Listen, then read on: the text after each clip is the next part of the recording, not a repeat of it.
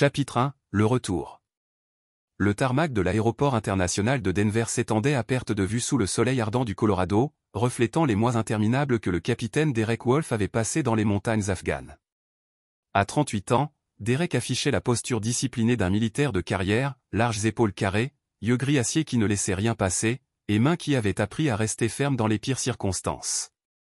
Son dossier de service était impeccable. 2 missions en Irak, 3 en Afghanistan, décoré pour sa bravoure et respecté par tous les soldats qui avaient servi sous ses ordres. Le bus transportant les soldats de retour arriva au terminal et Derek ressentit quelque chose qu'il n'avait pas ressenti depuis 18 mois. La nervosité.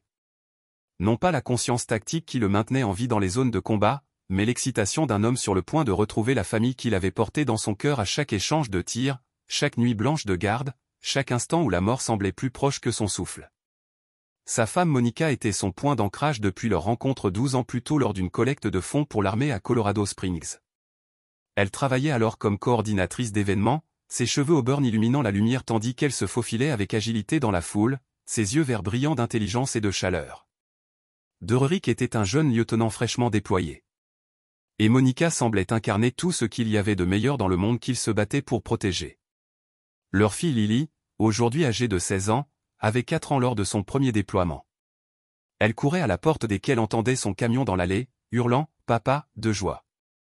Leur fils, Mason, 14 ans, avait hérité de l'esprit analytique de Derek, mais de la nature plus douce de Monica, du moins c'est ce que Derek croyait. Alors que Derek traversait le terminal, son sac de sport en bandoulière, il les aperçut près de la porte des arrivées. Monica se tenait les bras croisés, le visage soigneusement neutre. Elle avait perdu du poids, remarqua-t-il. Et il y avait quelque chose de différent dans sa posture. Moins accueillante, plus défensive. Lily et Mason la flanquaient, tous deux fixant leur téléphone au lieu de le surveiller. « Salut » dit Derek en s'approchant, posant son sac et ouvrant les bras pour l'étreinte dont il rêvait depuis des mois. Monica s'avança, mais l'étreinte fut brève, préfabriquée. « Bienvenue à la maison » dit-elle d'une voix sans la chaleur dont il se souvenait. « Papa. » Lily leva rapidement les yeux de son téléphone, mais ne fit aucun geste vers lui. Mason, au moins, leva les yeux et hocha la tête. « Salut, papa. » Le trajet jusqu'à leur maison et leur monument se fit en silence, à l'exception des tentatives de conversation de Derek. Il s'enquit de l'école, de leurs amis, des changements qu'il avait remarqués en ville lors de ses brefs aperçus par la fenêtre. Les réponses étaient monosyllabiques, distraites. Leur maison était située sur un terrain de 2 hectares parsemé de pins, un endroit que Derek avait acheté avec le rêve d'offrir à sa famille un espace pour s'épanouir, de l'intimité et une part du rêve américain qu'il avait juré de défendre. Maintenant, lorsqu'il s'engageait dans l'allée, elle ressemblait davantage à une forteresse aux murs infranchissables. Ce soir-là, Derek tenta de rétablir des routines. Il avait toujours été le maître de la discipline dans la famille, pas sévère, mais constant. Structure et discipline lui avaient bien servi dans l'armée et avaient créé un environnement familial stable avant son déploiement. « Lily, le dîner est prêt. »« Range ton téléphone » dit Derek tandis qu'il s'asseyait devant les lasagnes de Monica. « J'envoie un SMS à mon ami pour les devoirs » répondit Lily sans lever les yeux. « Ça peut attendre 30 minutes. »« Maman ne me force pas à les Rangers. » Derek regarda Monica, espérant un soutien, mais elle se contenta de hausser les épaules. « Ça n'en vaut pas la peine, Derek. Les choses ont changé pendant ton absence. » Pendant le dîner, Derek essaya de partager des anecdotes de son déploiement, soigneusement rédigées sur les Afghans avec lesquels il avait travaillé, leurs progrès, les petites victoires qui motivaient les soldats. Mais sa famille semblait plus intéressée par leur propre conversation, parlant autour de lui plutôt qu'avec lui. Après le dîner, Derek suggéra une soirée cinéma en famille, une autre vieille tradition. « J'ai des projets avec des amis » dit immédiatement Lily. Un soir d'école, Derek demanda « Mon Dieu, papa, tu es tellement strict. »« J'ai 16 ans, pas 6. Et je suis ton père, pas ton pote. Tu pourras voir tes amis vendredi. » L'explosion qui suivit prit Derek au dépourvu. Le visage de Lily rougit lorsqu'elle se leva de table. « C'est exactement pour ça qu'on était plus heureux quand tu étais parti. Tu reviens et tu te mets immédiatement à donner des ordres à tout le monde comme si on était tes soldats. » Derek sentit ces mots le frapper comme un coup de poing, mais son expression resta maîtrisée. « Lily, ça suffit. Non, ce n'est pas assez. Elle criait maintenant. Maman, dis-lui. La voix de Monica était calme. D'un calme mortel. Derek, on devrait peut-être parler. Mais avant que Derek puisse répondre, Mason intervint. Sa voix plus basse, mais d'une certaine manière plus cinglante. Papa, tu es trop strict. On préfère quand tu n'es pas là. Tout était plus facile, plus détendu. On pourrait être une famille normale. Les mots flottaient dans l'air comme la fumée d'une explosion. Derek regarda son fils, le garçon à qui il avait appris à lancer un ballon de foot, dont il avait aidé au devoir par visioconférence depuis l'autre bout du monde, dont il avait la photo dans son casque, et vit un inconnu. Monica se leva lentement. Les enfants, montez. Votre père et moi devons parler. Lorsqu'ils furent seuls, Monica se tourna vers lui, et Derek vit dans ses yeux quelque chose qu'il n'avait jamais vu auparavant. Ni colère, ni tristesse, mais une froide résolution. Les enfants sont plus heureux sans toi, dit-elle d'une voix posée et posée. Tu devrais peut-être trouver ton propre chez toi. Derek avait affronté les tirs ennemis, les engins explosifs improvisés et les tirs de mortier avec moins de choc qu'à cet instant. Il scruta le visage de sa femme, cherchant un signe de la femme qu'il avait épousée, la femme dont il avait porté la photo pendant 18 mois d'enfer. Je vois, dit-il finalement, la voix aussi maîtrisée qu'elle l'avait été lors de ses pires situations de combat. Compris. Monica parut surprise par sa réponse calme, comme si elle s'attendait à ce qu'il argumente, plaide, se batte pour sa famille. Mais Derek avait appris depuis longtemps que lorsqu'une situation était irrémédiable, le plus intelligent était de se retirer stratégiquement et de réévaluer la situation. Il se dirigea vers la cuisine, prit son téléphone et composa un numéro qu'il espérait ne jamais utiliser. Cabinet d'avocat Richardson. Ici le répondeur. Ici Derek Wolfe. Je dois parler à Tom Richardson. Dites-lui que c'est urgent. En attendant son rappel, Derek se tenait à la fenêtre de la cuisine, regardant la propriété qu'il avait achetée, la maison qu'il avait construite, la vie qu'il avait défendue au combat. En Afghanistan, l'ennemi était généralement évident. Il tirait sur vous. Ici, l'ennemi avait des visages familiers et parlait avec des voix qu'il avait aimées. Son téléphone sonna. Derek. Seigneur. Quelle heure est-il? Tu vas bien? Tom Richardson avait été le colocataire de Derek à l'Académie de l'air avant son transfert dans l'armée, et Tom avait quitté le service militaire pour des études de droit. Ils étaient restés en contact au fil des ans, et Tom s'était occupé du testament et des procurations de Derek avant ses déploiements. Tom, j'ai besoin d'un avocat spécialisé en divorce. Le meilleur, tu sais, Derek, ralentit. Que s'est-il passé? Tu es dans l'autre état? Je suis rentré aujourd'hui. Ma femme vient de me dire de trouver un logement. Mes enfants m'ont dit qu'ils étaient plus heureux sans moi. Il y eut un long silence. Tom Richardson était l'une des rares personnes à connaître suffisamment Derek pour comprendre le sens de ces mots, venant d'un homme qui ne laissait jamais paraître de faiblesse. Derek, je suis désolé, mais es-tu sûr de vouloir passer directement à Tom? La voix de Derek portait l'autorité d'un homme qui avait commandé des soldats au combat. J'ai besoin du nom du meilleur avocat spécialisé en divorce de Colorado Springs. Quelqu'un qui s'y connaisse en ressources militaires, en indemnités de déploiement et en garde d'enfants, et j'en ai besoin ce soir. Nouveau silence. Elle s'appelle Patricia Vance. Elle est chère. Elle est impitoyable, et elle ne perd jamais. Je t'enverrai son numéro d'urgence par SMS. Merci, Tom. Derek, sois prudent. Ne fais rien que tu pourrais regretter. Derek faillit sourire à ces mots. Le regret était un luxe dont il avait appris à se passer. Je ne regretterai rien, Tom. Mais il pourrait le faire. Après avoir raccroché, Derek appela les urgences de Patricia Vance. En moins de 20 minutes, il avait rendez-vous pour demain matin. Puis il monta, prépara un seul sac avec assez de vêtements pour quelques jours et retourna à la cuisine où Monica préparait le dîner. Je serai à la base demain pour m'occuper de la paperasse, dit-il. Après ça, je resterai à l'hôtel en attendant de trouver un logement. Monica se retourna et, l'espace d'un instant, il vit une lueur de surprise se dessiner sur son visage. Peut-être s'attendait-elle à ce qu'il se batte pour sa famille, qu'il le supplie, qu'il fasse des promesses de changement. Derek, on peut peut-être surmonter ça. La période d'adaptation est toujours difficile.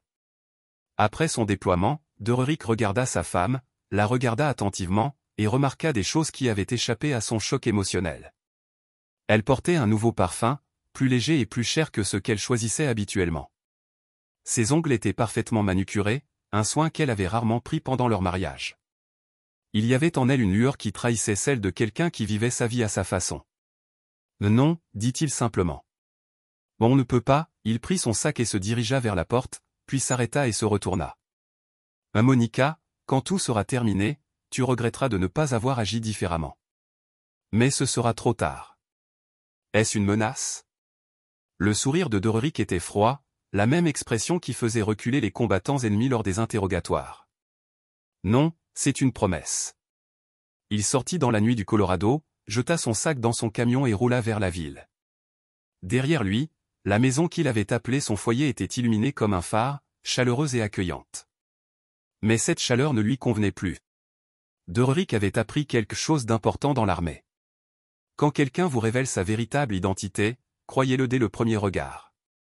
Sa famille venait de lui montrer exactement où il se situait dans leurs priorités. Il était temps de leur montrer où il se situait dans son chapitre 2, la collecte de renseignements. Le Marriott de Colorado Springs n'avait rien d'extraordinaire, mais il était propre, calme et, surtout, ce n'était pas son chez-soi. Dererik s'enregistra avec sa carte de crédit militaire, une carte à laquelle Monica n'avait jamais eu accès, et s'installa dans une chambre qui sentait le produit de nettoyage industriel et la vie temporaire des autres. À 6 heures, Dererik était douché, revêtu de son uniforme de classe B et assis dans le bureau de Patricia Vance. L'avocate était plus jeune qu'il ne l'aurait cru, peut-être la quarantaine, avec des traits perçants et un regard qui évaluait tout comme un commandant de champ de bataille évaluant le terrain. Capitaine Wolf, j'ai examiné les informations de base que Tom Richardson m'a envoyées. 12 ans de mariage, 2 enfants, d'importantes prestations militaires et ce qui semble être des différends irréconciliables. Elle posa un bloc-notes à l'écriture précise. Mais j'ai l'impression qu'il y a plus derrière cette histoire. Dererik avait passé la nuit blanche à réfléchir, analysant la situation comme une opération militaire. Je pense que ma femme a une liaison. Qu'est-ce qui vous fait penser ça? Dererik relata ses observations de la veille. Le changement d'apparence de Monica, sa posture défensive, le parfum, les ongles manucurés, plus révélateur encore, son absence totale de surprise lorsque les enfants ont dit qu'ils préféraient vivre sans lui. On aurait dit un exercice, dit Derek comme s'ils avaient répété leur réponse. Patricia prit des notes. Une idée de qui? Pas encore, mais j'ai bien l'intention de le découvrir. Capitaine, je dois être clair sur un point. Si vous prévoyez une surveillance ou une enquête qui pourrait être interprétée comme du harcèlement. Je comprends les limites légales, interrompit Dererik. Je comprends aussi que savoir, c'est pouvoir, et pour l'instant, je n'ai pas assez d'intelligence pour prendre des décisions éclairées. Patricia l'observa un long moment. Vous n'allez pas être l'un de ces clients qui s'effondrent émotionnellement, n'est-ce pas? Non, madame. Je serai le client gagnant. Après avoir quitté le cabinet de l'avocat, Derek se rendit à Fort Carson. Il devait faire son rapport de déploiement, gérer ses documents de réaffectation et, plus important encore, accéder à des ressources inaccessibles aux civils. Le sergent-chef Mike Torres avait servi sous les ordres de Derek en Afghanistan. Il était désormais en poste à Fort Carson au service de renseignement. Et devait la vie à Dererik après un engagement particulièrement difficile près de Kandahar. Le capitaine Wolf Torres se leva et salua Dererik lorsqu'il entra dans son bureau. « Monsieur, j'ai entendu dire que vous étiez de retour. Comment s'est passé le retour? » Compliqué. Sergent, j'ai besoin d'un service. Torres ferma la porte de son bureau. N'importe quoi, monsieur. Dererik expliqua sa situation en termes cliniques. La dissolution de son mariage, le besoin d'information et l'importance de comprendre ce qui s'était passé pendant son déploiement. J'ai besoin de savoir avec qui ma femme a passé du temps, dit Derek. Relevé téléphonique, activité sur les réseaux sociaux, relevé de carte de crédit, tout ce qui peut me donner une idée des 6 derniers mois. Torres resta silencieux un instant. Monsieur, ça pourrait être problématique si quelqu'un l'apprenait. Mike, vous souvenez-vous de cette nuit près de Kandahar où nous étions coincés et où vous avez reçu un éclat d'obus dans la jambe? Oui, monsieur. Vous souvenez-vous de ce que je vous ai dit quand je vous ai porté à l'évacuation médicale? Torres hocha lentement la tête. Vous avez dit qu'on ne laissait jamais un homme derrière. J'avais tenu cette promesse à l'époque. Je vous demande d'en tenir une maintenant. 3 heures plus tard, Dererick avait plus d'informations qu'il ne l'espérait. Les relevés téléphoniques de Monica montraient de nombreuses communications avec un certain Brian Cooper au cours des 8 derniers mois. Ces relevés de cartes de crédit révélaient des débits dans des restaurants dont Dererick ignorait tout, un hôtel à Denver et plusieurs achats chez Victoria's Secret. Pendant ce temps, Dererick envoyait sa solde de combattant chez lui pour subvenir aux besoins de sa famille. Mais les preuves les plus accablantes provenaient des réseaux sociaux. Le compte Facebook de Monica, dont elle avait apparemment oublié le lien avec les notifications par email de Dererick, présentait une série de publications sur le fait de profiter de la vie et de découvrir qui je suis vraiment, ainsi que des photos d'événements sociaux où elle semblait être avec le même homme. Un grand homme athlétique, vêtu de vêtements de marque et arborant un sourire radieux. Brian Cooper s'est avéré être un promoteur immobilier divorcé, réputé pour sa propension à courtiser les femmes mariées. Son compte Instagram était une vitrine pour les voitures de luxe, les repas au restaurant et les voyages exotiques. Dererick a trouvé des photos de Monica dans plusieurs publications, bien qu'elle n'ait jamais été identifiée ni nommée. Ce soir-là, Dererick était assis dans sa chambre d'hôtel avec une bouteille de bourbon et un bloc-notes, planifiant ses prochaines actions comme une opération militaire. Il avait confirmé ses soupçons sur la liaison de Monica, mais il avait besoin de plus d'informations avant de pouvoir élaborer une stratégie efficace. Son téléphone a sonné. Le numéro de Monica. Derek, il faut qu'on parle. Je t'écoute. Les enfants se sentent mal pour hier soir. Tu pourrais peut-être venir dîner demain et on pourrait tous en discuter comme des adultes. Dererick a failli rire. Monica essayait de contrôler la situation, espérant probablement le manipuler pour une réconciliation qui la déculpabiliserait de sa liaison. À quelle heure? A-t-il demandé. 18 heures. Je vais préparer ton rôti préféré. J'arrive. Après avoir raccroché, Dererick appela à nouveau Patricia Vance. J'ai besoin que tu prépares les papiers du divorce, dit-il. Un garde exclusif des 2 enfants, partage de tous les biens, y compris mes avantages militaires, et je veux qu'elle comprenne que l'adultère a des conséquences sur la répartition des biens au Colorado. Derek ralentit. Tu parles de la politique de la terre brûlée. Es-tu sûr de vouloir le faire? Patricia, j'ai besoin que tu comprennes quelque chose à mon sujet. J'ai passé ma vie d'adulte dans des situations où la clémence coûte la vie à des gens. Quand quelqu'un te trahit au combat, il n'a pas droit à une seconde chance, car cette seconde chance pourrait coûter la vie à tous ceux qui dépendent de toi. Ce n'est pas un combat, Derek, n'est-ce pas? Le lendemain soir, Dererick arriva à son ancienne maison avec une bouteille de vin et une enveloppe en papier Kraft. Monica avait mis le paquet. Rôti braisé, purée de pommes de terre, haricots verts et petits pains frais. Les enfants étaient bien habillés et semblaient faire un effort pour être aimables. « Papa, je suis désolé pour hier soir », dit Lily en s'asseyant pour dîner. « J'étais juste frustré par d'autres choses et je me suis défoulé sur toi. »« Moi aussi », ajouta Mason. « Je ne pensais pas que j'apprécierais ton absence. » Dererick hocha la tête et sourit. « J'apprécie. La famille est importante et nous devrions toujours être honnêtes les uns envers les autres. » Monica rayonnait. « Tu vois, je t'avais dit qu'on pouvait surmonter ça. Les familles ont des moments difficiles après un déploiement, mais on finit toujours par se retrouver. » Pendant le dîner, Dererick était charmant, drôle et impliqué. Il racontait des histoires sur l'Afghanistan qui faisaient rire les enfants, leur demandait des nouvelles de leurs amis et de leurs activités scolaires, et se comportait généralement comme le mari et le père dont Monica se souvenait. Après le dîner, Monica proposa qu'ils regardent un film ensemble, comme au bon vieux temps, dit-elle en se blottissant contre Dererick sur le canapé.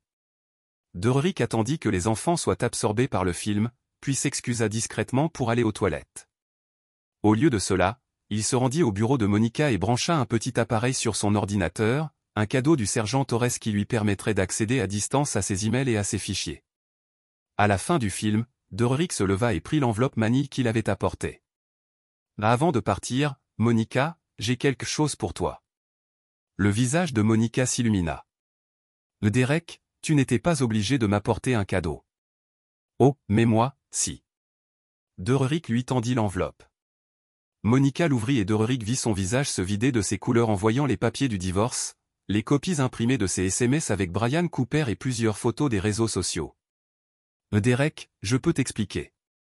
Les enfants, venez ici, » dit Doric d'une voix imprégnée de l'autorité qui avait commandé les soldats.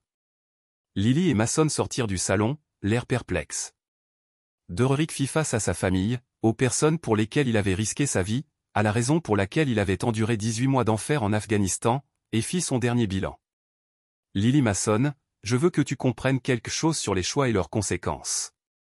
Ta mère a eu une liaison avec un autre homme pendant mon déploiement. Elle a utilisé l'argent que j'ai envoyé pour payer des rendez-vous avec son petit ami, et elle nous a tous menti sur sa véritable identité. Derek, arrête, dit Monica, la panique s'insinuant dans sa voix. Et toi aussi, continua Doric en regardant ses enfants. Tu m'as dit hier que tu étais plus heureux sans moi, que j'étais trop strict, que tu préférais mon absence. Papa, on ne voulait pas dire ça, commença Lily. Si, tu l'as dit. Et je te crois. Alors, je vais vous donner exactement ce que vous voulez. Doric se dirigea vers la porte, puis se retourna une dernière fois. Monica, tu recevras les papiers du divorce dans la semaine. Je demande la garde exclusive des 2 enfants, mais d'après ce qu'ils m'ont dit hier, je ne pense pas qu'ils veuillent vivre avec quelqu'un d'aussi strict que moi. Alors, tu peux les garder. Derek, s'il te plaît, on peut arranger ça, dit Monica, les larmes aux yeux. L'expression de Doric ne changea pas. Monica, tu as fait ton choix il y a 8 mois. Je l'ignorais jusqu'à maintenant. Mais voici ce que tu ignorais de moi. Je ne pardonne jamais la trahison.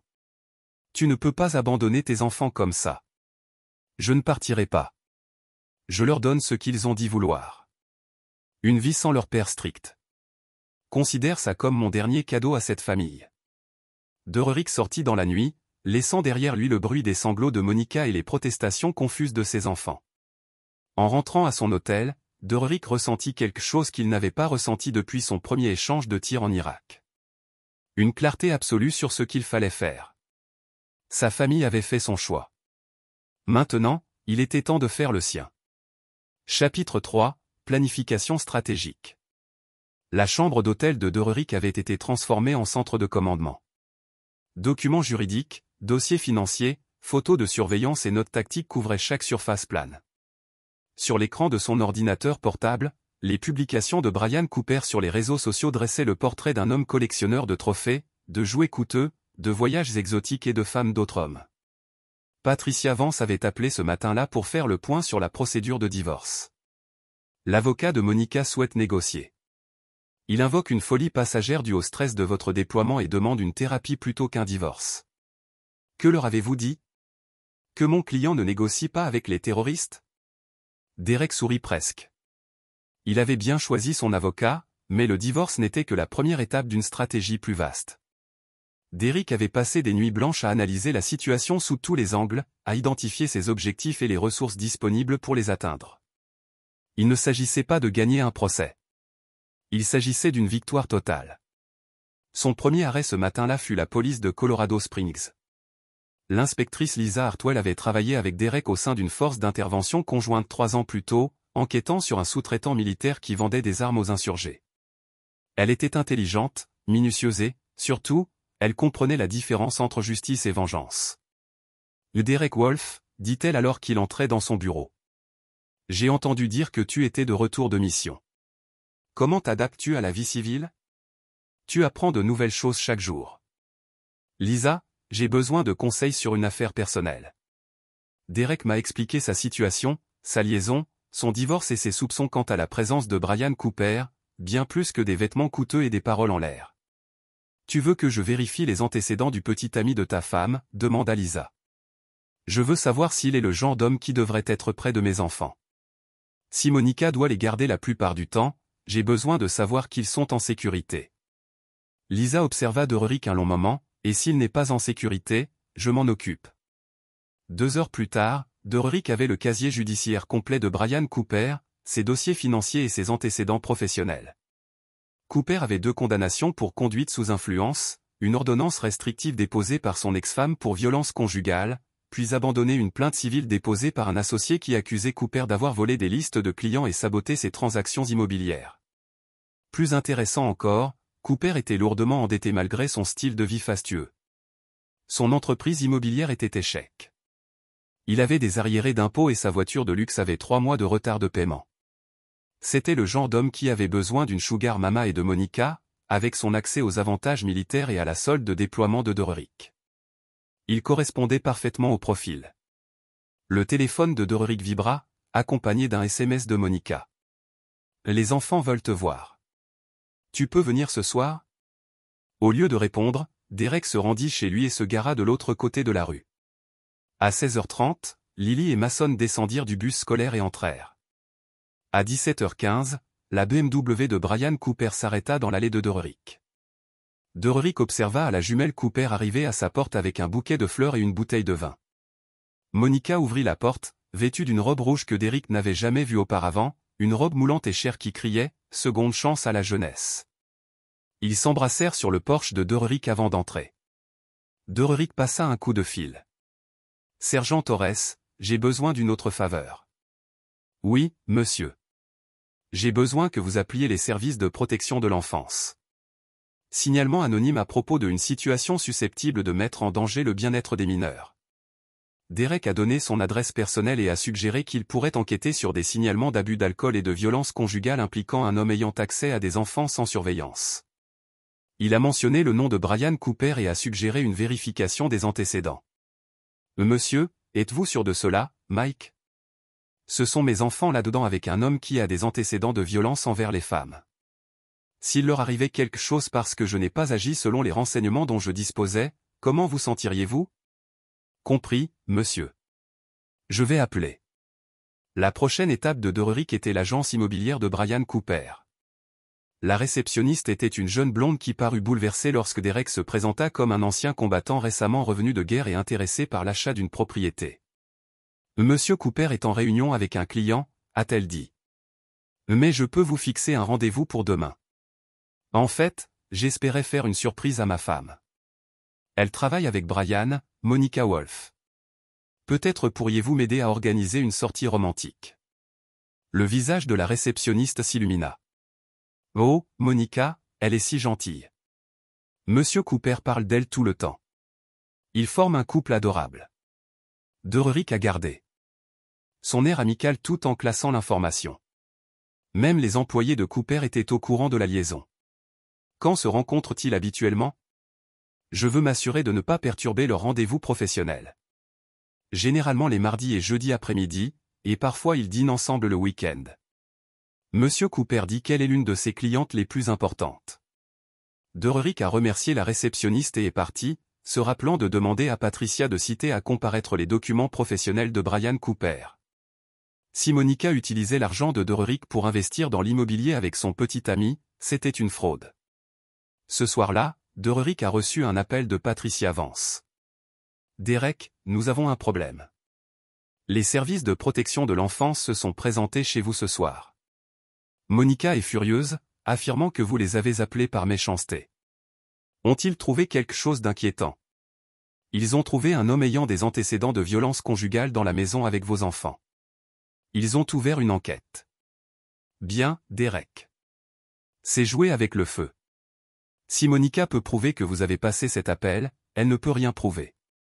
Mais si les services de protection de l'enfance déterminent que mes enfants vivent dans un environnement dangereux, cela affecte les modalités de garde, n'est-ce pas? Patricia resta silencieuse un instant. Tu penses comme un joueur d'échecs, pas comme un client en instance de divorce. Je pense comme un père qui ne laissera personne faire du mal à ses enfants, même si ses enfants ne veulent pas de sa protection. La dernière étape de Derrick ce jour-là fut la résidence de Brian Cooper, un complexe haut de gamme que Cooper ne pouvait clairement pas se permettre. Derrick avait appris de sa formation dans le renseignement militaire que la meilleure façon de comprendre un ennemi était de connaître ses faiblesses, ses points de pression et ses voies de fuite. L'appartement de Cooper était au 2e étage avec vue sur le parking et un balcon orienté à l'ouest. Derrick remarqua les caméras de sécurité, les points d'entrée et les appartements voisins. Il remarqua également que la BMW de Cooper était garée sur une place visiteur plutôt que sur une place réservée, probablement parce qu'il ne pouvait pas se permettre le loyer supplémentaire pour une place de stationnement désignée. Un plan se dessinait dans l'esprit de Derrick. Quelque chose de plus ambitieux qu'un simple divorce. Monica et Brian avaient commis l'erreur de croire que Derrick n'était qu'un soldat, discipliné, honorable et soumis à des règles. Ils ne comprenaient pas qu'il était aussi un guerrier qui avait appris que, parfois, La seule façon de protéger l'innocent était de détruire le coupable. Dererik retourna à son hôtel et ouvrit son ordinateur portable. Il lui restait un renseignement à recueillir avant de finaliser sa stratégie. L'ordinateur de Monica, grâce à l'appareil fourni par Torres, était un livre ouvert.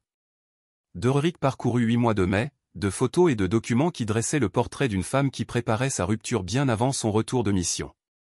Mais la découverte la plus intéressante résidait dans une série de mails échangés entre Monica et Brian, évoquant leur projet d'avenir.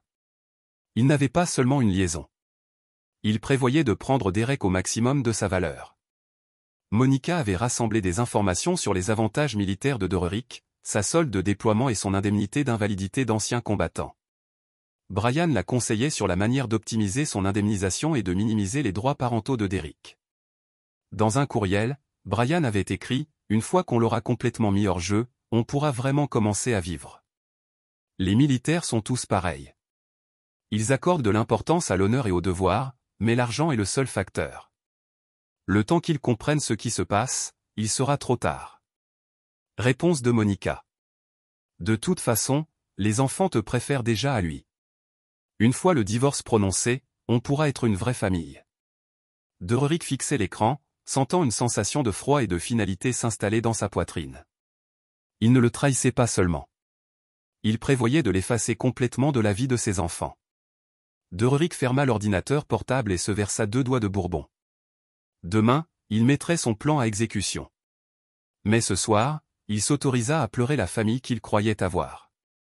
La femme qu'il pensait avoir épousée et les enfants qui s'étaient retournés contre lui par des gens qui ne le voyaient que comme un obstacle à leur bonheur. Le deuil dura exactement 1 heure. Après cela, il ne restait plus que la mission. Chapitre 4, premier coup. Le téléphone de Dererik a sonné à 5 heures. La voix de Patricia Vance était claire malgré l'heure matinale. Nous avons un problème. L'avocat de Monica dénonce le harcèlement et demande une ordonnance restrictive. La visite des services de protection de l'enfance, les papiers du divorce et ce qu'ils appellent une surveillance suspecte de leurs clients. Dererik était déjà habillé et examinait ses notes tactiques de la journée. Quelles preuves ont-ils? Rien de concret, mais ils dressent le portrait d'un vétéran instable qui ne supporte pas le départ de sa femme. Derek, il faut être prudent. S'ils peuvent établir un harcèlement systématique, ils ne peuvent pas établir ce qui n'existe pas. Monica a fait ses choix et elle en subit maintenant les conséquences. Ce n'est pas du harcèlement, c'est de la responsabilité. Dererik a raccroché et s'est rendu à Fort Carson. Sa réunion de réaffectation avec le colonel Martinez était à 8 heures. Mais avant, il avait un autre rendez-vous. Le capitaine Rebecca Stone avait effectué 2 missions avec Derek en Irak et était désormais en poste à Fort Carson, au bureau du juge-avocat général. C'était l'une des juristes les plus brillantes que Dererik ait rencontrées dans l'armée. Et surtout, elle comprenait l'état d'esprit du guerrier. « Derek, félicitations pour ton retour sain et sauf », dit-elle en entrant dans son bureau. Même si j'ai entendu dire que le front intérieur est plus difficile que la zone de combat. Rebecca, j'ai besoin de conseils sur la réglementation militaire concernant le soutien financier et les obligations familiales. Derek expliqua sa situation, en insistant soigneusement sur les aspects juridiques. Si Monica utilisait sa solde de déploiement et ses avantages militaires pour financer une liaison, il pourrait y avoir violation de la réglementation militaire sur la responsabilité financière. Derek, ce que vous décrivez pourrait potentiellement affecter son accès aux avantages sociaux des conjoints militaires, surtout si vous pouvez prouver une infidélité financière, mais poursuivre ce genre d'affaires nécessiterait des preuves. Je comprends. Le capitaine Stone étudia le visage de Dererik. Que me cachez-vous? Dererik lui tendit une clé USB. Des SMS entre ma femme et son petit ami discutant de la façon de maximiser leurs revenus militaires et de minimiser mes droits parentaux. Ils n'ont pas seulement une liaison, ils fomentent une arnaque. Stone brancha la clé USB et parcourut les fichiers que Dererik avait compilés. Son expression s'assombrit à chaque document. Derek, il s'agit d'un complot visant à commettre une fraude. Il prévoit de manipuler les prestations militaires et les procédures familiales à des fins lucratives. Quelles sont mes options? Officiellement, vous signalez l'affaire aux autorités compétentes et laissez le système s'en occuper. Stone regarda Derek droit dans les yeux. Officieusement, vous vous assurez qu'ils comprennent que les actes ont des conséquences. Dererik quitta Fort Carson avec plus que des conseils juridiques. il possédait désormais des documents officiels attestant que la liaison de Monica constituait une fraude financière contre l'armée, ce qui aurait non seulement des répercussions sur leur divorce, mais pourrait également entraîner des poursuites pénales. Son prochain arrêt fut l'agence immobilière de Brian Cooper. Mais cette fois, Derek ne jouait pas le client potentiel amical. Il entra en uniforme. Tous les rubans et tous les métaux étaient visibles, l'image même de ce qu'il était, un ancien combattant décoré, avec l'allure de quelqu'un qui avait affronté ses ennemis et gagné. « J'aimerais parler à Brian Cooper », dit Derek à la réceptionniste. « Avez-vous un rendez-vous ? Dites-le lui. Le capitaine Derek Wolfe est ici pour discuter de sa relation avec ma femme. » Le visage de la réceptionniste pâlit. Quelques minutes plus tard, Brian Cooper sortit de son bureau et Derek put observer de près l'homme qui dormait dans son lit. Cooper était grand, athlétique, avec cette assurance artificielle que lui procuraient des vêtements coûteux et des victoires faciles. Mais Derek remarqua ses micro-expressions, le léger écarquillage des yeux, le rapide coup d'œil vers la sortie, le pas inconscient en arrière. Cooper reconnaissait un prédateur quand il en voyait un. « Et capitaine Wolfe », dit Cooper en lui tendant la main. « J'ai tellement entendu parler de vous », ignora Derek en ignorant la poignée de main. « Et vous ? Que vous a dit ma femme sur moi, au juste ? Écoutez, je crois qu'il y a eu un malentendu. » « Aucun malentendu. Je sais exactement qui vous êtes et ce que vous faites. » La voix de Derek portait l'autorité d'un homme ayant commandé des soldats dans des situations de vie ou de mort. « Je suis au courant des SMS prévoyant de frauder les prestations militaires. Je connais ton passé de violence conjugale et je sais que tu es ruiné. » L'assurance artificielle de Cooper s'est effondrée. « Je ne vois pas de quoi tu parles. » Derek sourit et Cooper fit un pas en arrière. « Brian, laisse-moi t'expliquer quelque chose. J'ai passé les 18 derniers mois à gérer des gens qui me tirent dessus pour gagner leur vie. Tu es un promoteur immobilier qui s'occupe d'épouses célibataires. Comprends-tu la différence entre nos compétences ? Me menaces-tu ? Je t'instruis. Tu vois, tu as fait une erreur en choisissant ma femme. Tu pensais avoir affaire à un soldat déployé qui rentrerait reconnaissant des bribes de vie de famille que tu lui as laissées. Mais en réalité, tu as affaire à un homme qui a appris que parfois, la seule façon de protéger ce qui compte est d'éliminer complètement la menace. Derek se pencha et Cooper put lire le calcul froid dans son regard.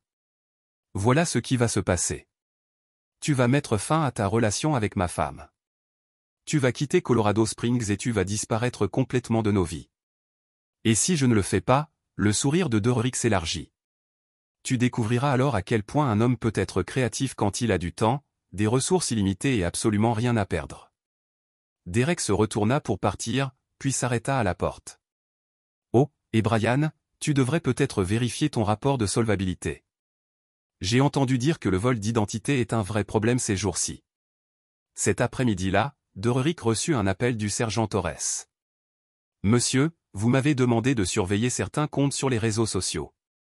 Brian Cooper venait d'annoncer qu'il partait pour un long voyage d'affaires à Phoenix. En partant ce soir, Derek ressentit une bouffée de satisfaction. Une menace neutralisée, mais la guerre était loin d'être terminée. Son téléphone vibra, accompagné d'un SMS de Monica. « Il faut qu'on parle. Brian m'a dit que tu l'avais menacé. » Derek répondit, à la maison dans 30 minutes. Quand Derek arriva chez lui, Monica l'attendait dans le salon. Son visage était un mélange de colère et de peur. Les enfants étaient introuvables. « On ne peut pas intimider les gens juste parce qu'on n'aime pas la situation », a dit Monica dès son entrée. « Je n'ai intimidé personne. J'ai eu une conversation avec un homme qui escroquait les allocations militaires et prévoyait de manipuler nos enfants pour obtenir un gain financier. C'est faux. » Derek a sorti des copies imprimées des emails de Monica avec Brian. « Puis, explique-les-moi. » Le visage de Monica est devenu blanc en lisant ses propres mots, planifiant la destruction financière et parentale de Derek. « Derek, tu ne comprends pas. » « Je comprends parfaitement. Tu n'avais pas juste une liaison, Monica. Tu prévoyais de me voler et de monter mes enfants contre moi. Et tu le faisais avec un homme qui a des antécédents de violence conjugale. Brian ne nous ferait jamais de mal, ni à moi ni aux enfants. Comme il n'avait jamais fait de mal à son ex-femme. Comme il n'avait jamais été arrêté pour conduite en état d'ivresse. Avec les enfants de quelqu'un dans la voiture. » La voix de Derek était d'un calme mortel. « Tu étais tellement occupé à jouer à la maison avec ton petit ami que tu as mis nos enfants en danger. Monica s'est mise à pleurer, mais Dororik n'a rien ressenti. La femme qu'il avait aimée avait disparu, remplacée par quelqu'un qui avait trahi tout ce qu'il avait défendu. « Que veux-tu » demanda Monica à travers ses larmes. « Je veux que tu comprennes que tes choix ont des conséquences. Brian Cooper quitte la ville ce soir parce qu'il a compris que certains combats ne valent pas la peine d'être risqués. Tu devrais en tirer la même leçon. Tu ne peux pas détruire ma vie par colère. » Dororik se leva et Monica recula instinctivement. « Monica, je n'ai même pas encore commencé. Brian n'était que l'entrée. Tu es le plat principal. » Alors que Dororik se dirigeait vers la porte, Monica l'appela. « Derek, s'il te plaît. On peut encore arranger ça. Les enfants ont besoin de leur père et de moi. J'ai fait une erreur, mais on peut arranger ça. » Dororik se retourna une dernière fois. « Monica, tu as fait ton choix en préparant ma destruction. Maintenant, tu vas devoir en assumer les conséquences. » Ce soir-là, Dororik était assis dans sa chambre d'hôtel, planifiant la prochaine étape de son opération. Brian Cooper était parti, mais il n'était qu'un symptôme d'un problème plus vaste. Monica avait révélé sa vraie nature et avait retourné ses enfants contre lui. Dororik avait toujours cru en une réponse proportionnelle au niveau d'agression dont on fait preuve. Mais Monica n'avait pas seulement été agressive. Elle avait été calculatrice, manipulatrice et cruelle. Elle avait utilisé son amour pour sa famille comme une arme contre lui. Demain, Dororik montrerait à Monica ce qu'était une véritable stratégie. Ce soir-là, il s'autorisait un dernier instant de regret pour la famille qui n'avait jamais vraiment existé et le mariage qui avait tenu bon depuis son déploiement. Puis il se remit au travail. La vraie guerre ne faisait que commencer. Chapitre 5. Guerre psychologique. La messagerie vocale paniquée de Monica l'attendait lorsque Dororik se réveilla à 5h30. « Derek, s'il te plaît, rappelle-moi. Il y a un problème avec mes cartes de crédit et la banque pose des questions sur nos comptes joints. Il faut qu'on parle. » Dororik supprima le message sans rappeler. La phase 2 se déroulait exactement comme prévu. Patricia Vance était occupée à exécuter les instructions de Dororik concernant leurs biens communs. Tous les comptes joints avaient été gelés en attendant la procédure de divorce. Toutes les cartes de crédit avaient été annulées et l'accès de Monica aux prestations militaires de Dororik avait été suspendu dans l'attente des résultats de l'enquête pour fraude. Mais la stratégie de Dororik allait au-delà de la pression financière. Pendant que Brian Cooper roulait vers Phoenix, Derek menait une vaste campagne visant à isoler Monica et à démontrer les véritables conséquences de ses choix.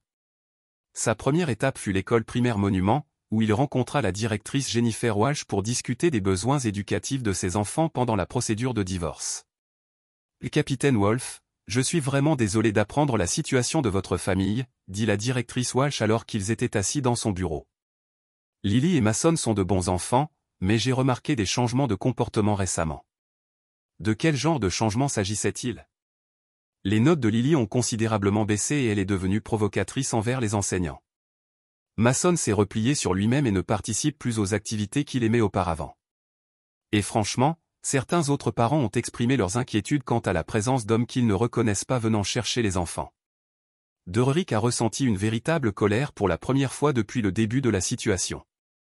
Non pas contre Monica ou Brian, mais contre lui-même pour ne pas avoir protégé ses enfants du chaos créé par sa femme. Principal Walsh, je dois modifier la liste des personnes autorisées à venir chercher mes enfants à l'école. Seule ma femme et moi devrions être autorisés à venir les chercher à l'école.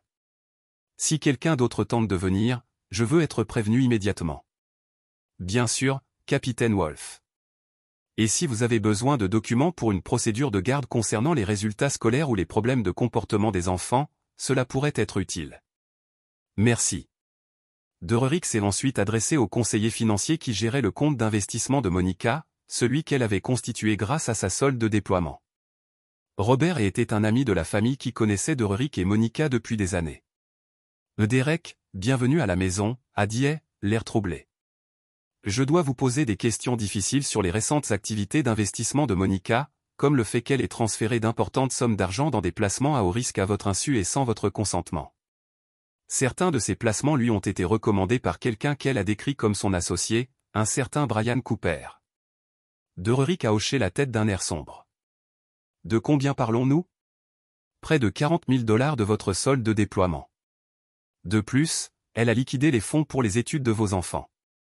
Derek, j'ai essayé de vous contacter, mais elle a dit que vous aviez tout autorisé et que vous ne vouliez pas vous occuper des détails financiers pendant votre déploiement.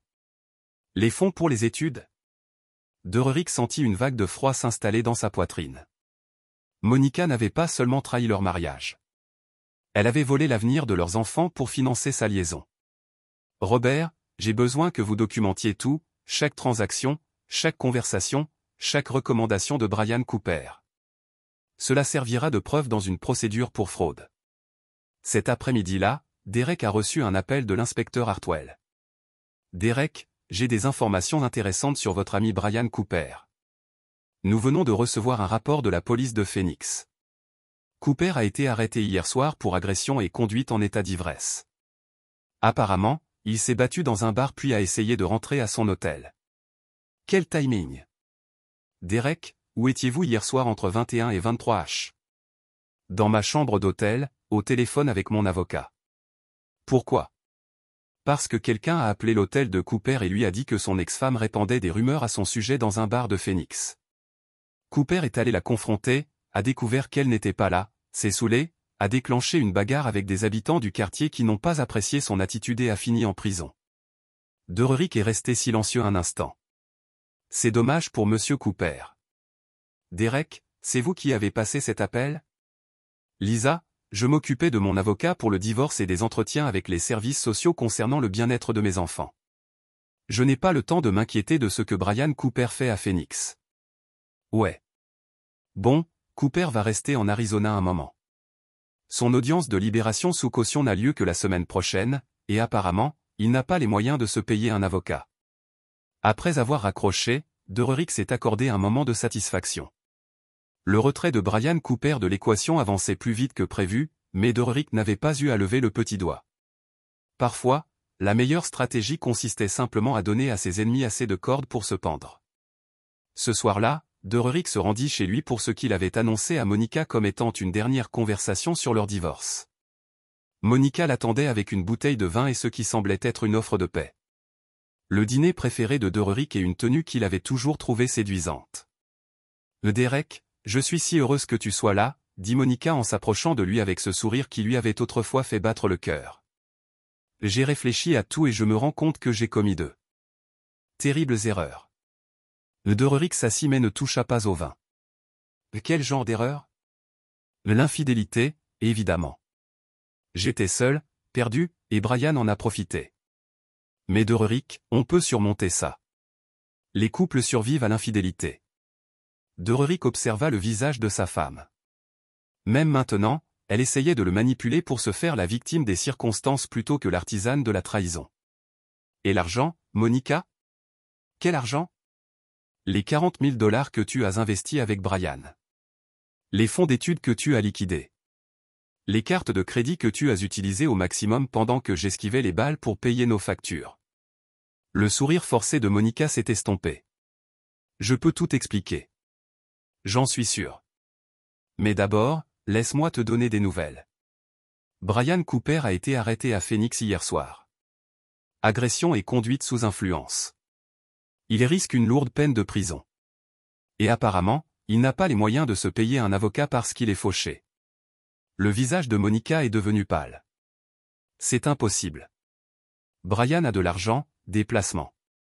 Brian a des dettes, des prêts et un casier judiciaire. La seule raison pour laquelle il a pu maintenir son train de vie, c'est en dépensant l'argent des autres, surtout le nôtre. Derek s'est penché en avant, et Monica a instinctivement reculé.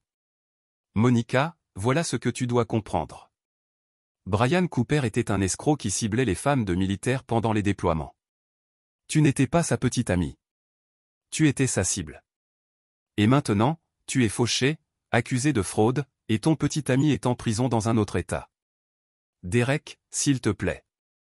On peut arranger ça. Je t'aime. Je t'ai toujours aimé. Brian n'était qu'une erreur, un moment de faiblesse. Derek se leva et Monica lui prit la main. Non, dit Derek d'une voix imprégnée de l'autorité qui avait commandé les soldats. Ne me touche pas. Ne me mens pas. Et n'insulte pas mon intelligence en prétendant que c'était une erreur. Que veux-tu que je fasse? Je veux que tu comprennes que tes choix ont des conséquences. Tu as choisi Brian Cooper plutôt que ta famille. Tu as choisi la fraude plutôt que l'honnêteté. Tu as choisi de monter nos enfants contre moi. Maintenant, tu dois vivre avec ces choix. Derick se dirigea vers la porte, puis s'arrêta. Oh, et Monica. Les enfants m'ont demandé aujourd'hui pourquoi leurs fonds pour leurs études avaient disparu. Je leur ai dit de demander à leur mère. Lily a pleuré pendant 1 heure. Alors que Derick rentrait à son hôtel, son téléphone a sonné. Le numéro de Monica. Derek, s'il te plaît, ne fais pas ça. Je ferai tout pour arranger les choses. Monica, tu as eu 18 mois pour arranger les choses. Au lieu de ça, tu as choisi d'empirer les choses chaque jour. Maintenant, c'est trop tard. Tu vas détruire notre famille à cause d'une seule erreur. Derick sentit quelque chose de froid et de définitif dans sa voix. Monica, tu as détruit cette famille la première fois que tu as amené un autre homme dans notre lit. Je m'assure juste que tout le monde comprenne qui tu es vraiment. Derick raccrocha et éteignit son téléphone. Demain, Monica découvrirait que son isolement ne faisait que commencer. Derick avait appris quelque chose d'important en Afghanistan. Quand on combat un ennemi sans pitié, la seule stratégie gagnante est d'être plus impitoyable qu'eux. Monica ne lui avait montré aucune pitié en planifiant sa destruction. Maintenant, il allait lui montrer à quoi ressemblait la vraie guerre. Chapitre 6. Guerre totale. La directrice de la banque, Madame Peterson, semblait mal à l'aise en glissant les documents sur son bureau à Monica. Derick regardait à travers la caméra de sécurité de son téléphone. Un autre cadeau du sergent Torres, tandis que le visage de sa femme se décomposait en découvrant sa réalité financière. Madame Wolf, je suis désolé, mais vos comptes ont été gelés par décision de justice dans l'attente d'une procédure de divorce. De plus, des allégations de fraude concernant une utilisation abusive des prestations militaires font l'objet d'une enquête fédérale. Derick avait passé la matinée au bureau du FBI à Colorado Springs, où il avait rencontré l'agent Sarah Kim, spécialisée dans les fraudes aux prestations militaires. Les preuves rassemblées par Derek, les courriels, les transactions financières et la coordination entre Monica et Brian dressaient un tableau clair d'une fraude systématique. Capitaine Wolf, il s'agit là d'une preuve substantielle d'un complot visant à escroquer le gouvernement fédéral. L'agent Kim avait déclaré, nous parlons d'une peine de prison potentielle, pas seulement d'un divorce. Agent Kim, je veux que mes enfants soient protégés et je veux que chacun comprenne que les prestations militaires ne sont pas des jouets. Le téléphone de Derick a été bloqué. Monica a appelé pour la 15e fois ce matin-là. Au lieu de répondre, Derick s'est rendu au lycée pour rencontrer le conseiller d'orientation au sujet des problèmes de comportement de Lily. Ce qu'il a appris l'a glacé. Capitaine Wolf. Lily a raconté à d'autres élèves que son père souffrait de troubles psychologiques liés au combat et que sa mère protégeait la famille de lui. La conseillère Margaret Torres, sans lien de parenté avec le sergent Torres, a expliqué. Elle vous décrit comme instable, potentiellement violente et incapable de vous adapter à la vie civile. Derek ressentait la rage froide familière qui l'avait maintenue en vie dans les zones de combat. Où avait-elle trouvé ces idées? Elle dit que sa mère et le petit ami de celle-ci lui avaient expliqué le syndrome de stress post-traumatique, l'aidant à comprendre pourquoi les soldats deviennent parfois dangereux pour leur famille. Derek a compris que Monica et Brian n'avaient pas seulement planifié une fraude financière. Ils avaient mené une campagne de guerre psychologique contre ses propres enfants, les empoisonnant contre lui, utilisant son service militaire comme une arme. Madame Torres, j'ai besoin que vous documentiez tout ce que Lily a dit sur moi. Chaque conversation, chaque affirmation, chaque histoire qu'on lui a racontée. Capitaine Wolf, est-il possible que vous ayez des difficultés à vous réadapter? Souvent des vétérans de combat. L'expression de Derick la figea au milieu d'une phrase. Madame Torres venait de commettre l'erreur d'adhérer au récit que Monica avait propagé. Madame, j'ai été évalué psychologiquement par des professionnels militaires tous les 6 mois au cours des 5 dernières années. Je n'ai jamais montré de signes de TSPT, de violence conjugale ou d'incapacité à m'adapter. Ce que je montre, c'est les signes d'un père qui découvre que sa femme maltraite systématiquement ses enfants. Maltraitance? Comment appelleriez-vous convaincre des enfants que leur père est dangereux? Comment appelleriez-vous voler leur fonds d'études pour financer une liaison? Comment appelleriez-vous les exposer à un homme ayant des antécédents de violence conjugale? Madame Torres avait l'air secouée. Je n'y avais pas pensé sous cet angle. Cet après-midi-là, Derrick a rencontré Patricia Vance pour discuter de leur stratégie pour l'audience de garde prévue la semaine suivante. Derek, l'avocat de Monica, affirme que vous utilisez votre formation militaire pour intimider et harceler leurs clients. Il vous présente comme un vétéran instable qui ne supporte pas le rejet. Quelles preuves ont-ils? La déclaration de Brian Cooper sur le sentiment de menace qu'il a éprouvé lors de votre conversation à son bureau. Les affirmations de Monica selon lesquelles vous la surveillez. L'enquête du CPS que, selon eux, vous auriez lancée par méchanceté. Derrick sourit froidement. Et quelles preuves avons-nous? Patricia étala les documents que Derrick avait rassemblés au cours des 2 dernières semaines. Fraude financière, complot, mise en danger d'enfants et maltraitance psychologique systématique sur mineurs, plus le casier judiciaire de Brian Cooper, ses antécédents de violence conjugale et ses ennuis judiciaires actuels en Arizona. Qui pensez-vous que le juge croira? Honnêtement, vous me terrifiez parfois, Derek. Je n'ose imaginer ce que vous leur faites. Ce soir-là, Derrick mit en œuvre la phase finale de sa campagne de guerre psychologique. Il avait appris l'emploi du temps de Monica grâce à 3 semaines d'observation.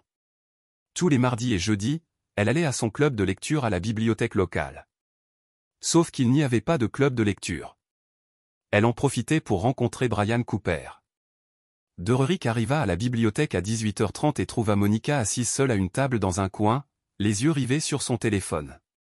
Elle avait l'air épuisée, stressée et, pour la première fois depuis son retour, sincèrement effrayée. « Bonjour, Monica. » Elle leva les yeux avec un espoir qui se transforma vite en peur en voyant son expression. « Derek, Dieu merci, tu es là. J'ai besoin de te parler de ces accusations. Le FBI est venu à mon travail.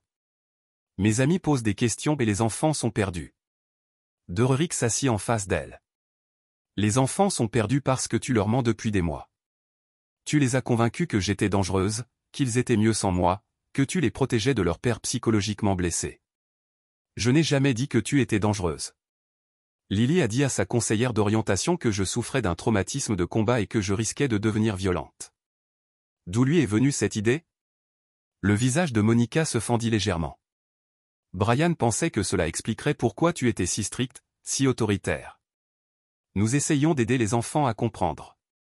Tu essayais de monter mes enfants contre moi en utilisant mon service militaire comme une arme. Derrick se pencha en avant et Monica recula instinctivement. Monica, tu veux savoir à quoi ressemble une véritable guerre psychologique? Derek, tu me fais peur.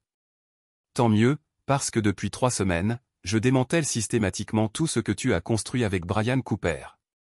Son entreprise est ruinée. Il s'avère que lorsqu'on apprend qu'un promoteur immobilier couche avec les femmes de ses clients et leur vole leur argent, plus personne ne veut travailler avec lui. Sa réputation est détruite, les petites villes en parlent et tout le monde sait ce qu'il est devenu. Ses finances sont en ruine. C'est drôle comme les créanciers réclament vite leurs dettes quand ils pensent que quelqu'un risque de s'enfuir.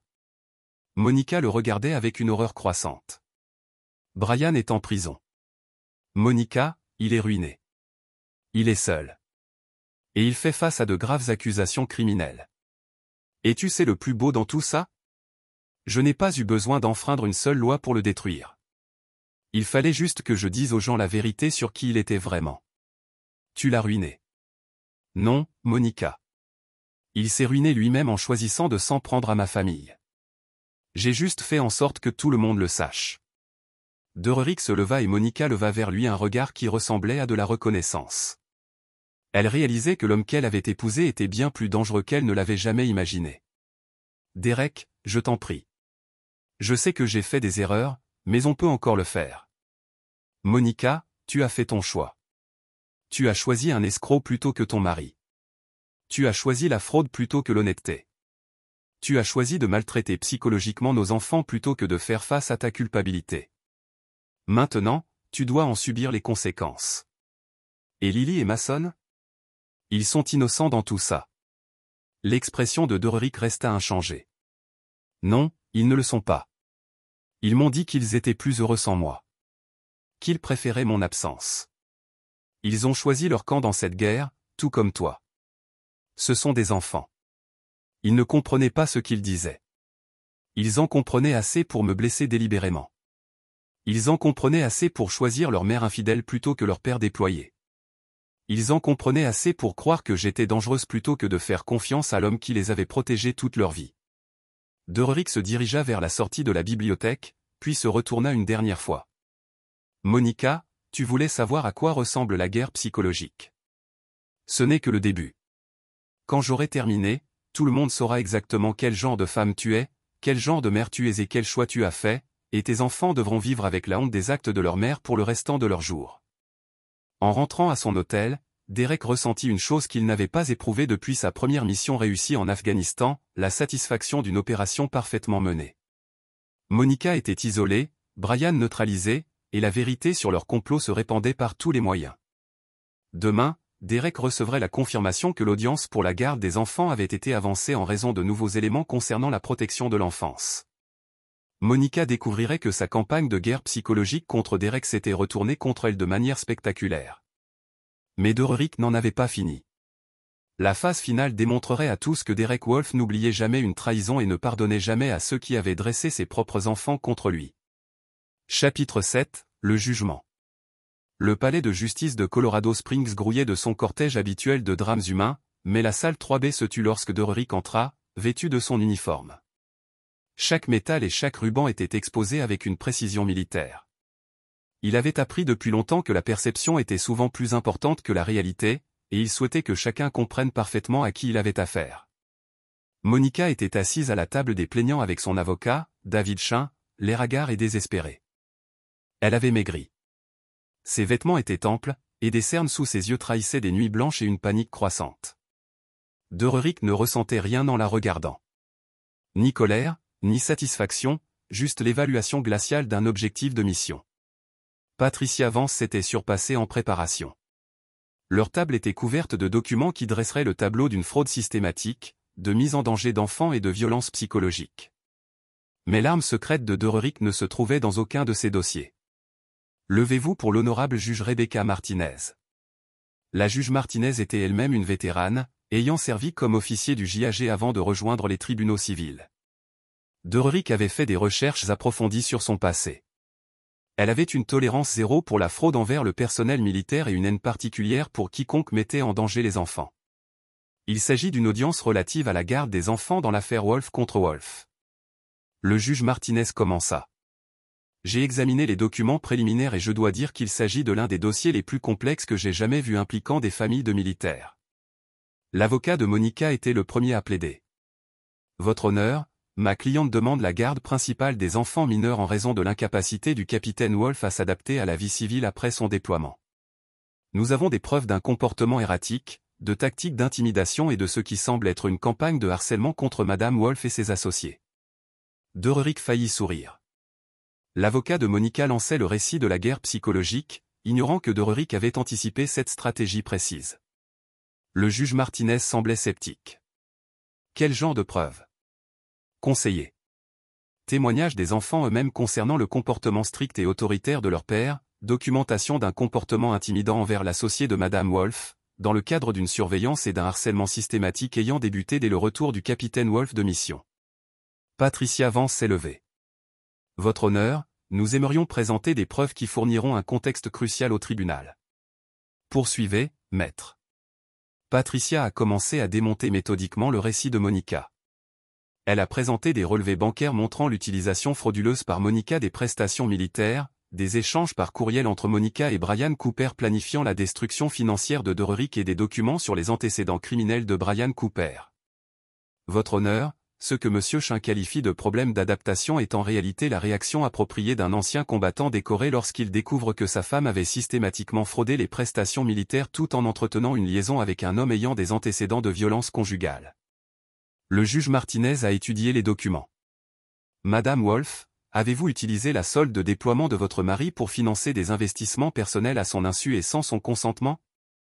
L'avocat de Monica a chuchoté de toute urgence dans son oreille avant qu'elle ne réponde, Votre honneur, j'ai pris de mauvaises décisions financières pendant une période difficile, mais Madame Wolfe, avez-vous liquidé les fonds collégiaux de vos enfants pour investir dans des projets recommandés par Brian Cooper? Le visage de Monica froissait. Je pensais que c'était de bons investissements. Je pensais que j'obtenais notre avenir. Votre honneur, Patricia a poursuivi, nous aimerions également présenter des témoignages concernant les abus psychologiques systématiques des enfants mineurs. Dererick a regardé le visage de Monica pâler. C'était le moment où il avait construit. Appelez votre conseiller témoin. Nous appelons le docteur Amanda Foster, psychologue pour enfants. Le docteur Foster était un des règles professionnels avait consulté après ses réunions avec le conseiller scolaire et le directeur. Elle avait beaucoup interrogé les deux enfants et avait tiré des conclusions qui détruiraient l'affaire de la garde de Monica. Le docteur Foster, à votre avis professionnel, les enfants du loup ont-ils été soumis à une manipulation psychologique? Oui, absolument. Les deux enfants ont été systématiquement conditionnés à la crainte et à se méfier de leur père en utilisant de fausses informations sur les traumatismes de combat et le service militaire. On leur a dit que leur père était potentiellement dangereux, psychologiquement endommagé et incapable de s'occuper correctement d'eux. Qui a fourni cette fausse information? Selon les enfants, principalement leur mère et son petit ami, Brian Cooper. Ils ont décrit des mois de conversation conçus pour les convaincre que le service militaire de leur père le rendait inadapté en tant que parent. Le juge Martinez a regardé directement Monica. Madame Wolf, avez-vous dit à vos enfants que leur père était psychologiquement endommagé par le service de combat? L'avocat de Monica a tenté de s'opposer, mais le juge Martinez l'a coupé. Madame Wolf, répondez à la question. Moi, Brian pensait que cela les aiderait à comprendre pourquoi Derek était si strict, si contrôlant. Nous n'essayons pas de blesser personne. Madame Wolf, les évaluations psychologiques militaires du capitaine Wolf ne montrent aucun signe de traumatisme de combat, de SSPT ou de trouble d'ajustement. En étiez-vous conscient lorsque vous avez dit à vos enfants qu'il était dangereux? Monica a commencé à pleurer, mais Dererick ne ressentait rien. Elle avait fait son choix d'armer son service militaire contre ses propres enfants. Votre honneur, Patricia a poursuivi, nous aimerions appeler notre dernier témoin. Dererick se leva. Votre honneur, j'aimerais parler pour moi. Le juge Martinez hocha la tête. Capitaine Wolf, vous avez le sol. Dererick s'est rendu à la stand des témoins avec le port d'un homme qui a témoigné devant les comités du Congrès sur les opérations militaires. Lorsqu'il a parlé, sa voix portait l'autorité du commandement. Votre honneur, j'ai fait 3 tournées en Afghanistan et 2 en Irak. J'ai été abattu, morté et embusqué. J'ai perdu des amis à cause de l'action ennemie et j'ai regardé les bons soldats mourir protéger les libertés que nous apprécions tous. Dererick a regardé directement Monica, mais rien que j'ai vécu au combat ne m'a préparé à rentrer à la maison pour découvrir que ma propre famille avait déclaré la guerre à moi. Ma femme m'a volé, m'a menti et a retourné mes enfants contre moi en utilisant mon service militaire comme une arme. Mes enfants m'ont dit qu'ils étaient plus heureux sans moi, qu'ils préféraient la vie quand j'étais parti.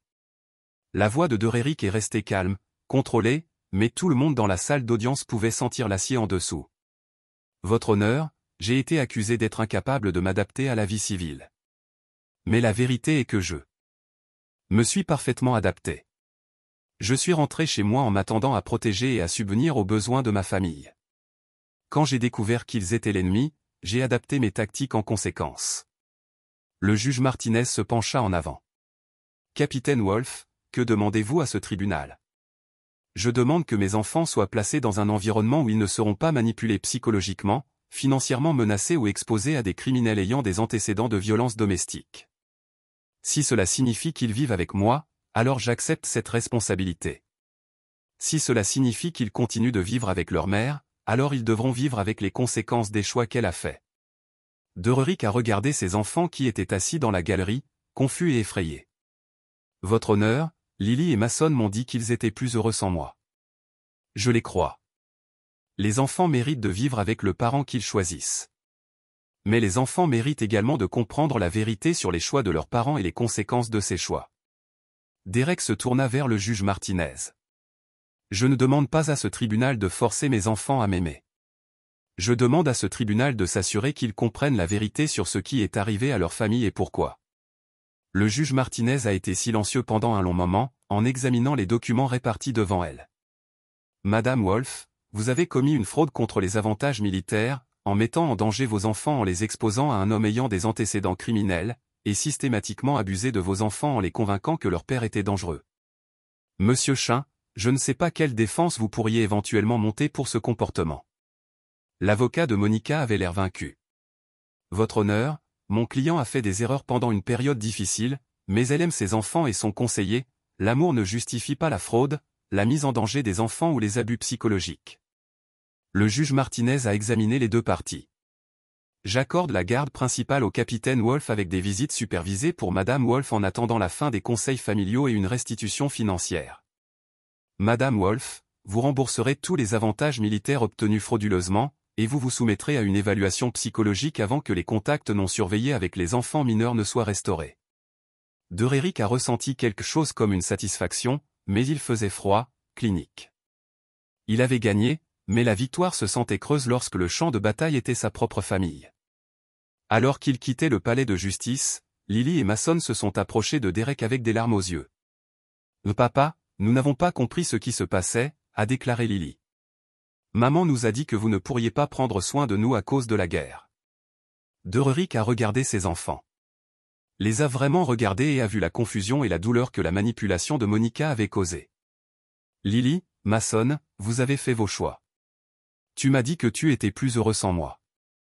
Je vais vous donner exactement ce que vous avez demandé. »« Que voulez-vous dire ?» demanda Mason. « Vous vivrez avec moi parce que le tribunal l'a ordonné, mais je n'essaierai plus d'être votre père. Vous avez clairement indiqué que mon amour, ma protection et mon sacrifice ne signifiaient rien pour vous. J'accepte cela. » Dererick se dirigea vers son camion, laissant ses enfants debout sur les marches du palais de justice.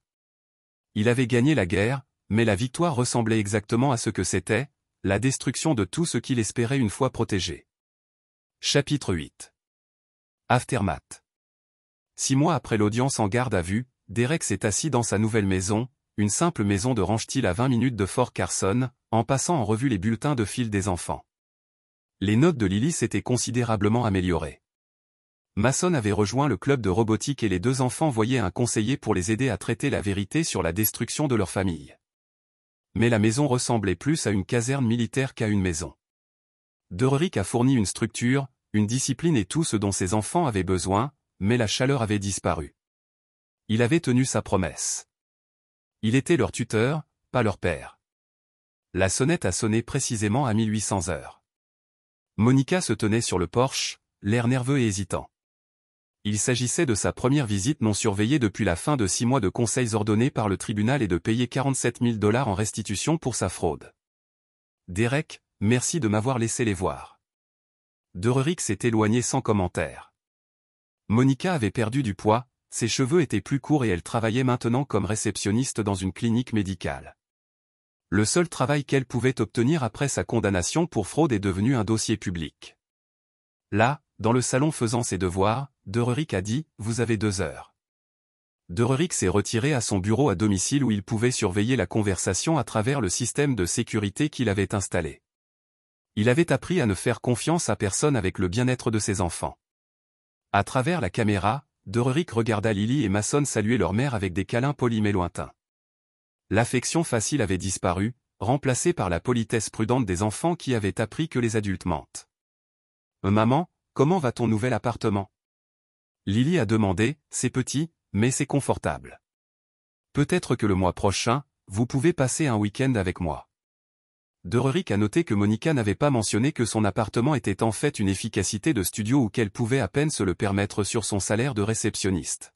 « Maman, dit doucement Mason, pourquoi nous as-tu dit que papa était dangereux ?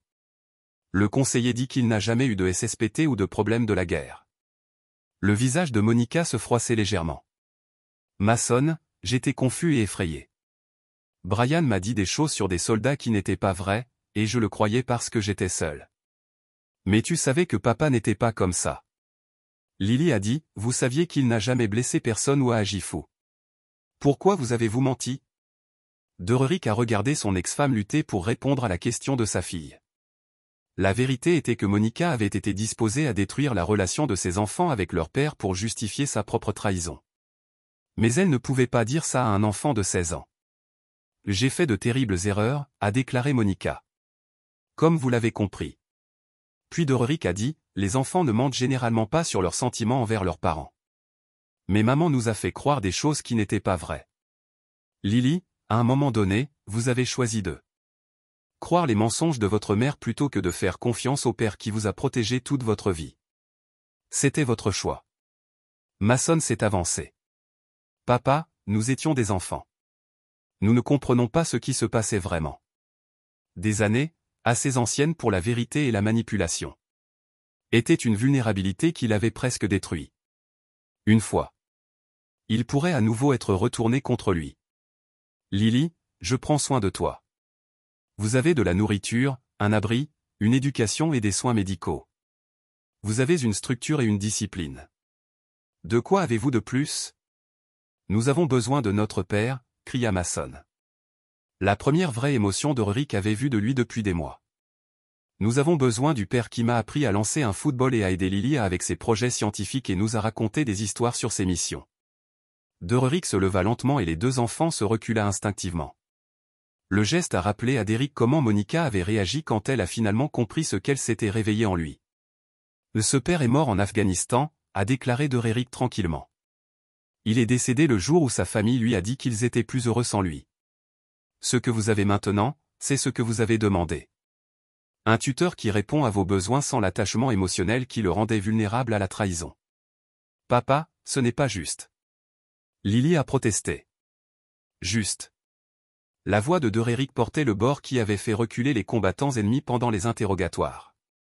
Était-ce juste quand ta mère a volé ton collège fonds pour payer les dates avec son petit ami? Était-ce juste quand elle vous a convaincu que j'étais psychologiquement endommagée et dangereuse?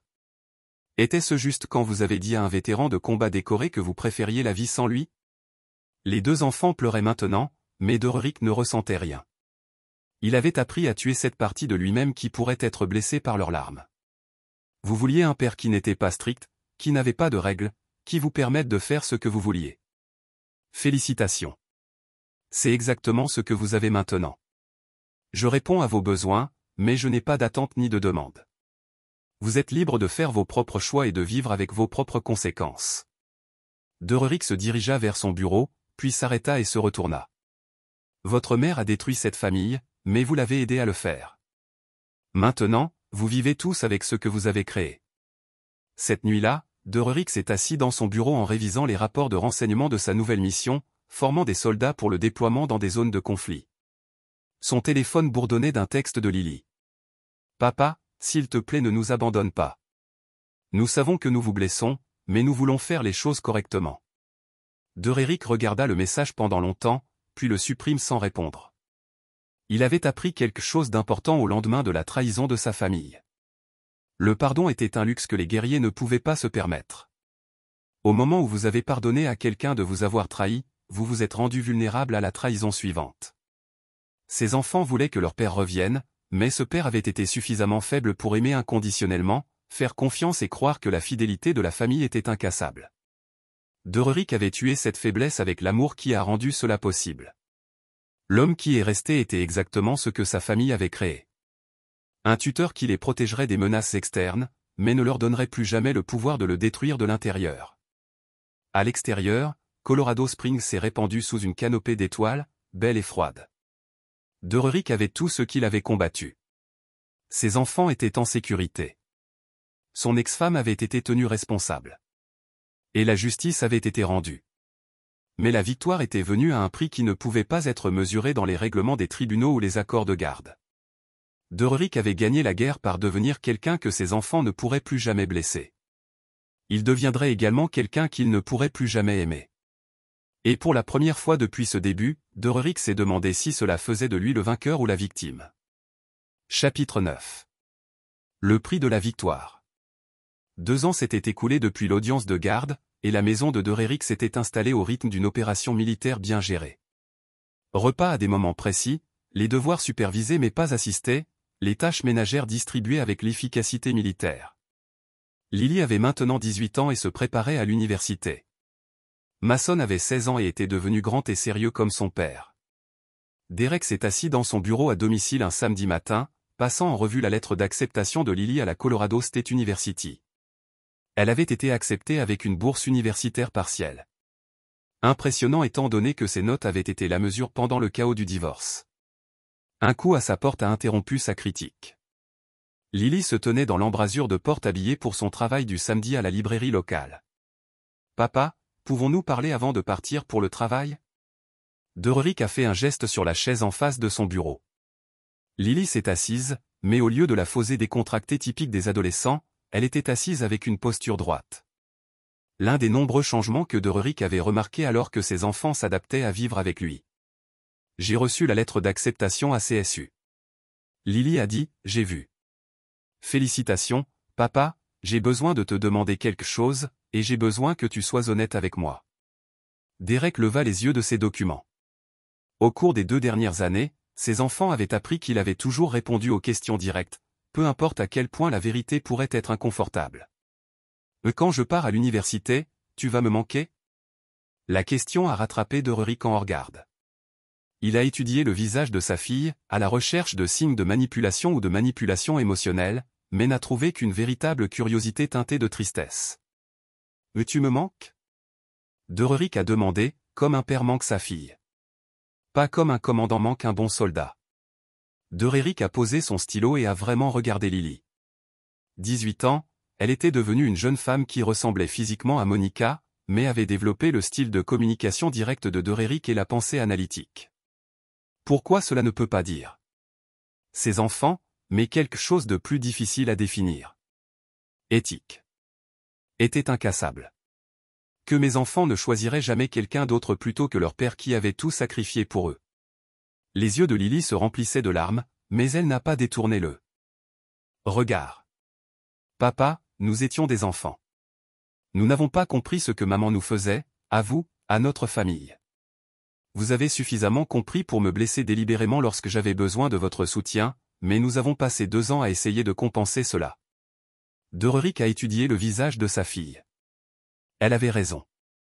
Les 2 enfants avaient travaillé dur pour retrouver son respect, son approbation, sa confiance. Mais la confiance et l'amour étaient des choses différentes entièrement. Lily, vous avez prouvé que vous pouvez être discipliné, responsable et digne de confiance. Vous avez gagné mon respect. Mais le père qui vous aimait est mort inconditionnellement la nuit où vous m'avez dit que vous étiez plus heureux sans moi. Tu ne peux pas nous pardonner? Tu ne peux pas choisir de nous aimer à nouveau? Dererick sentit quelque chose de froid et de final se déposer dans sa poitrine. Le pardon est ce que font les gens faibles lorsqu'ils ne peuvent pas accepter que certaines trahisons soient permanentes. L'amour est ce que j'ai ressenti avant que j'apprenne que même mes propres enfants puissent être retournés contre moi. Lily se leva, les larmes coulant librement maintenant. Papa, tu nous punis pour quelque chose que maman nous a fait tous. Non, Lily. Je me protège de quelque chose que vous avez prouvé que vous étiez capable de faire. Cet après-midi, Dererick a reçu un appel de Patricia Vance. Derek, j'ai des nouvelles sur Monica et Brian Cooper. Dererick se pencha en arrière sur sa chaise. Il avait entendu des mises à jour occasionnelles sur son ex-épouse du mal à reconstruire sa vie, mais Brian Cooper avait complètement disparu après son arrestation à Phoenix.